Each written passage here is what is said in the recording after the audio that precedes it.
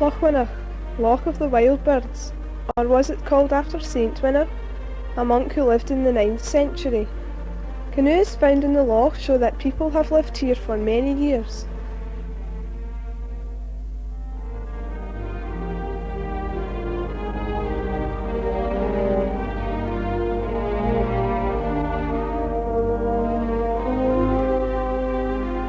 The name Lochwinnoch appears in many charters during olden times and has many different spellings.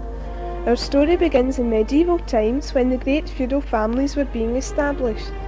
Then, the most powerful family ever to have lived here came, the Semples.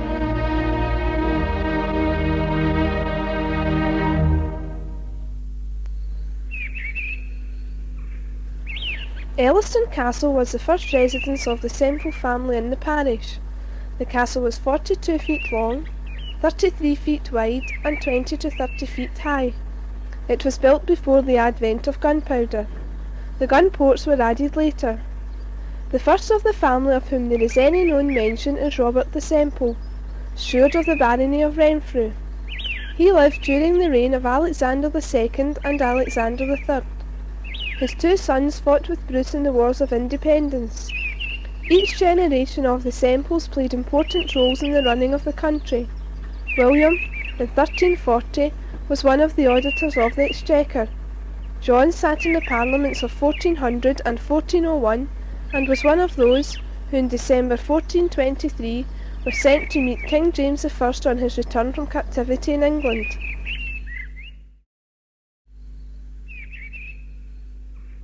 The Collegiate Church stands in the grounds of Castle Semple Estate. It was founded by John, the first Lord Semple, in 1504. Provision was made for a provost, 6 chaplains, a sacrist and 2 singing boys.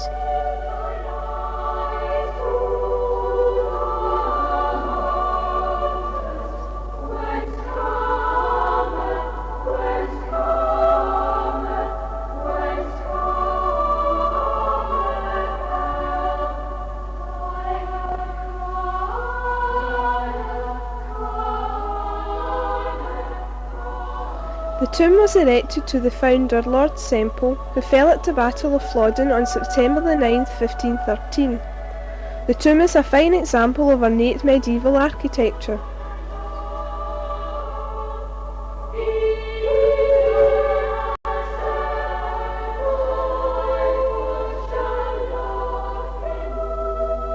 Next to the tomb is a stone to Gabriel Semple. It reads, "Here lies Gabriel Semple, brother to Lord Robert Semple of Craigbait,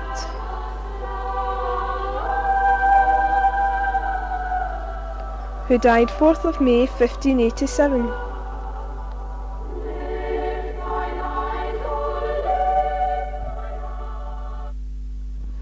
During this time, pillaging, rustling, feuds and all acts of violence, including many murders, were rife. Justice was hard to come by, as the sheriff was Robert the Great Lord Semple, the biggest villain of them all. He built the Peel Castle, a fortified tower on an island in the loch, in the early part of the 16th century. In July 1560 a treaty was signed to put a halt to the violence, but Robert ignored it and continued his murderous ways. Refusing to appear before the Justice General to answer charges that had been brought against him, Castle Semple along with Peel Castle were put under siege. Robert's son was to lead the defence of the castle, as his father was visiting Dunbar at the time. The Earl of Arran commanded the assault force, and his artillery fire severely damaged the castle, but the defenders held out until the following morning, when they surrendered.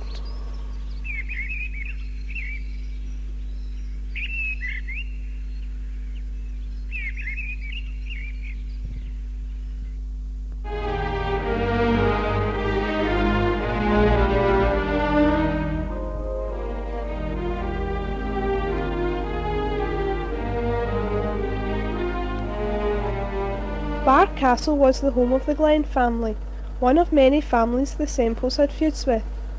Early in 1526, some of the tenants of the lands of Bar were put to the horn and declared rebels. A crown messenger who was sent to impound certain goods was himself waylaid by a force of 200 men led by the Sheriff, William Lord Semple, and his son.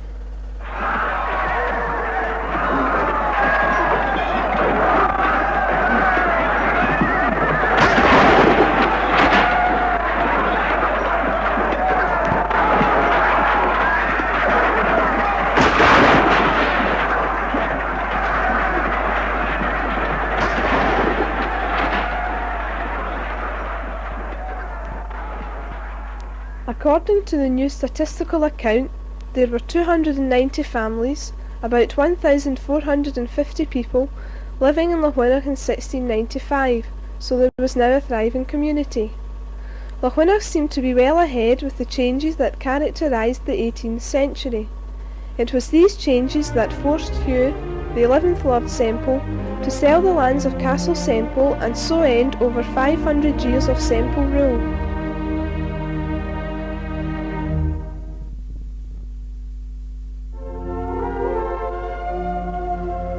Colonel William MacDowell purchased Castle Semple estate and within a few years pulled down the old castle and built an elegant modern mansion.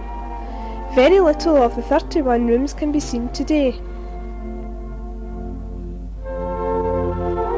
Around 1926, fire badly damaged the house, although part remained occupied for some time. An inventory taken in 1748, after Colonel MacDowell's death, showed that the trappings inside were by no means lavish. In fact, there was only one carpet in the entire house.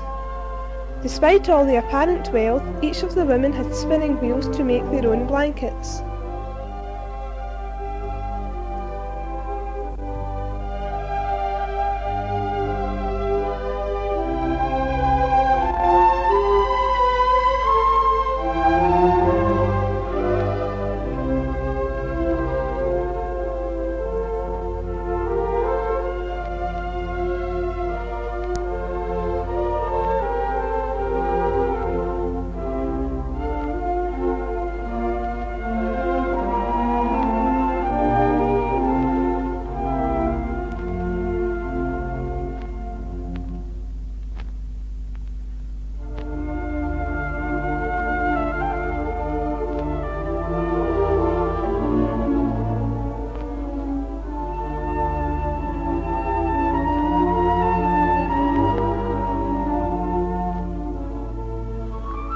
The tower at Castle Semple lies outside the parish boundary and overlooks the once beautiful gardens of Castle Semple.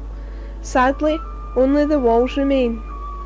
A great variety of produce was grown to provide food for the castle. To preserve the food, large blocks of ice were taken from the loch in winter and placed in an ice house.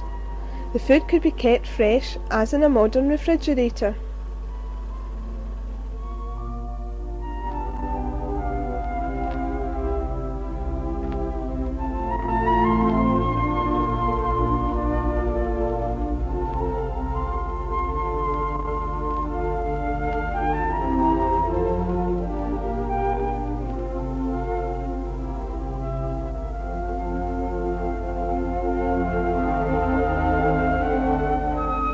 In 1813 the estate was bought by John Harvey, and he, like MacDowell, carried out a policy of improving the roads through his grounds. In 1907 Mr. Shand Harvey sold the estate of Castle Semple. Many of the farmers bought their own farms, but the estate proper and policy parks were bought first by a syndicate and then by the Department of Agriculture.